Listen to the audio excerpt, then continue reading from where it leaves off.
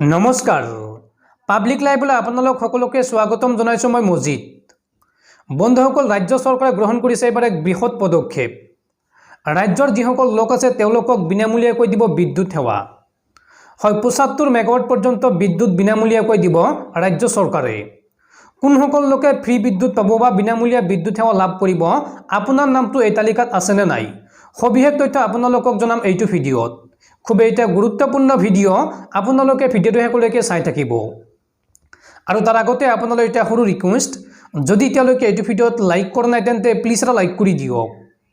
আৰু এনেকুৱা ধৰণৰ নতুন নতুন ভিডিঅ' পাবলৈ চেনেলটো সাবস্ক্ৰাইব কৰি কাষত থকা বেল আইকনটো প্ৰেছ কৰি ৰাখক আপোনালোকে কথাখিনি অলপ ভালদৰে মন কৰিব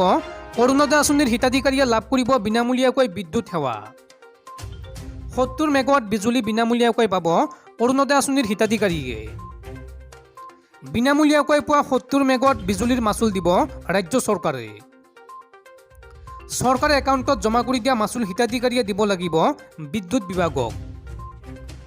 আৰু এই ক্ষেত্ৰত ২০ লাখ লোক উপকৃত হ'ব এই আঁচনিত আপোনালোকে নিশ্চয়কৈ বুজি পাইছে